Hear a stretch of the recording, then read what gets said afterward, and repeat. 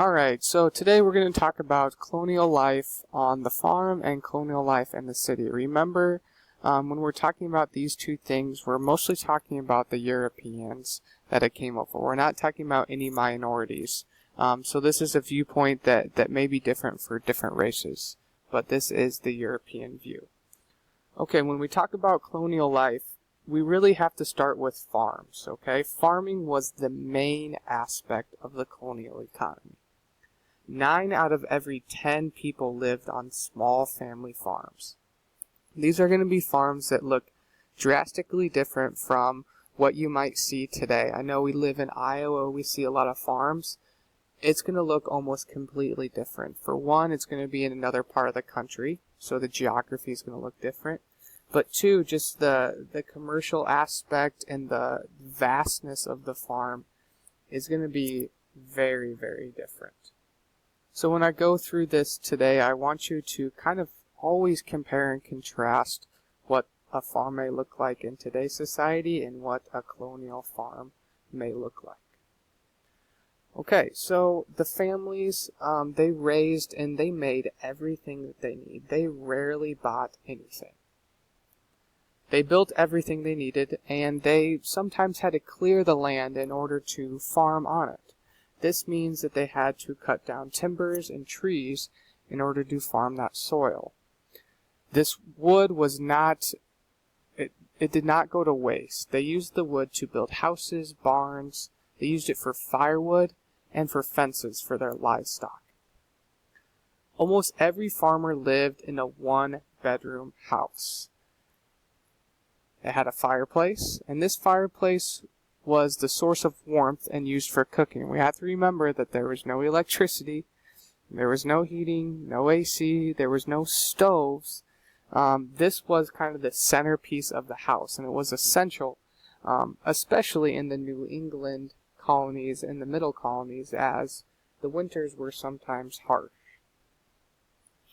The family cooked, ate, and slept in the same room. Now, I know that's kind of hard to imagine, but imagine all your brothers and sisters and your mom and dad sleeping in the same room. All beds are in the same room. All seating is in the same room. There's no separate rooms at all. Possibly you could go into the attic and sleep, but that was your only option. It was literally a family affair. On top of it, as we'll learn later, that there were very large families. These are 8, 9, 10 kids and a mom and dad living in the same room. Cooking on the farm was actually one of the most dangerous jobs. As you can imagine, cooking over an open fire is going to be fairly dangerous in the house. They also used really heavy iron pots, and these pots weren't very safe because you could get easily burnt, and many colonists did, unfortunately. So once again, this was a family affair. Everyone in the morning is going to wake up early in order to do chores. Everyone's going to have a job, and everyone's going to contribute to this family farm. You're not just going to wake up and go to school. You're not going to wake up and maybe do some things that you would think of in the mornings. You're going to get up and you're going to work. And this is going to be very, very early. These people were extremely hard workers.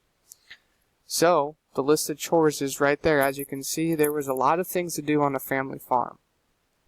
You had to cut wood, feed animals, clear land.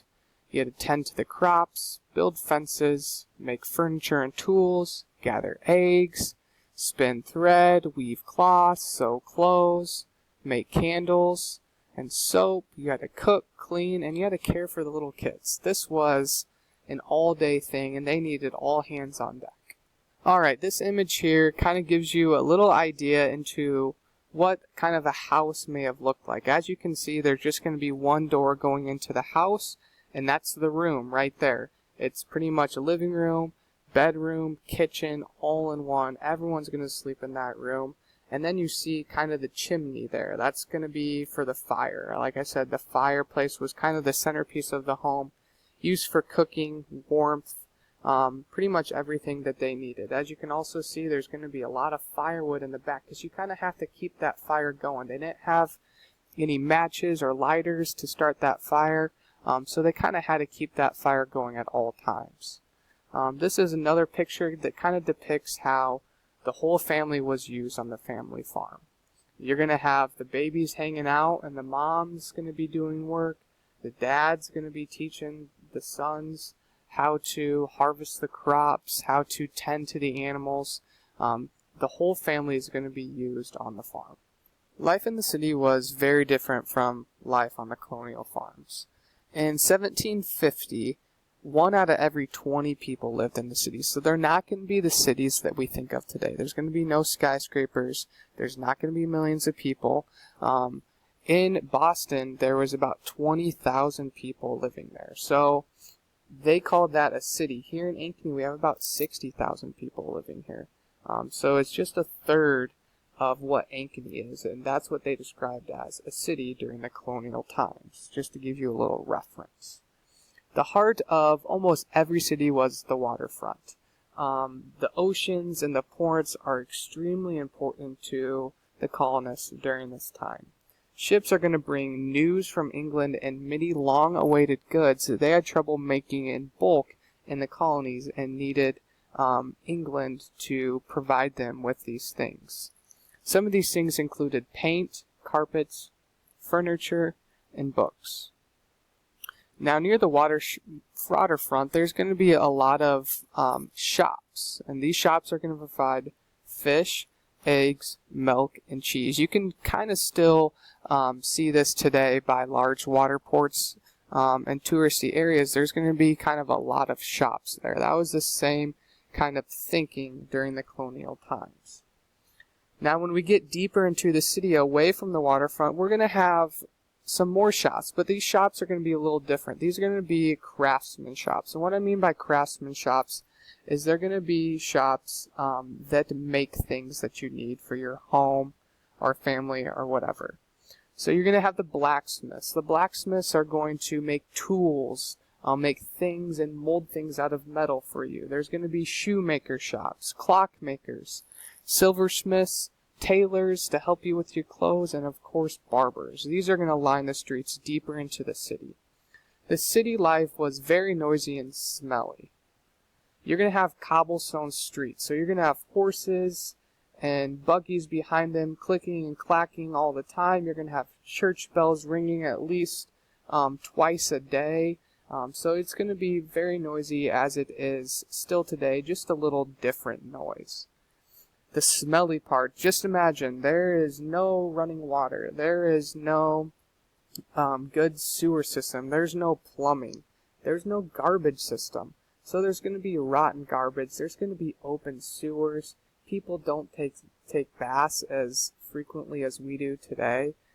It's just going to have that kind of stench to it that you can imagine.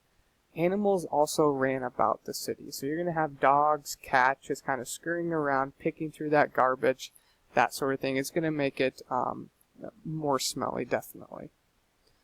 So in the city where people live, the homes were close together. Maybe if you've been to Chicago, that sort of thing. The houses look very, very different than they are in the Midwest. And they were close together even in the colonial times. So once again, they did not have any electricity. They're going to use torches for light. With these torches brought a big danger of fire. It was always a constant danger in the cities, and it destroyed a lot of cities and many parts of cities during the colonial times. Colonists, they had fire buckets hanging by front doors. So they had buckets full of water by their front door with the torches at the front door, just in case something happened and they needed to pick that bucket up, go help a friend, or even their own house. Alright, here is a picture of what maybe a city would look like. This is actually in the Massachusetts colony. As you can see, you have horses, buggies, you have kind of what the houses may have looked like. Next, you have a picture of maybe what some of the shops may have looked like. Now, this is a reenactment town, so it's not going to be 100% accurate. But the shops are going to be fairly close together. It's going to be open doors, come in, get what you need, very similar to maybe the smaller shops you see today. And then finally, this is what maybe a waterfront area would look like. As you can see, it's going to be very busy with ships, talking about waterfronts such as the Boston Harbor, that sort of thing. This is going to be very, very important for the colonists, and this is where a lot of the commerce and a lot of kind of the population and where people are, it's going to be near the waterfront.